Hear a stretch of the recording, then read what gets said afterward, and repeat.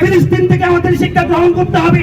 ফিলিস্তিনের মধ্যে যে ধ্বংসযজ্ঞ চালাচ্ছে আমাদের দেশেও আমরা যদি এক না হই আমাদের রাস্তায় পরে পরে মার খেতে হবে, রাস্তায় পরে পরে মার খেতে হবে।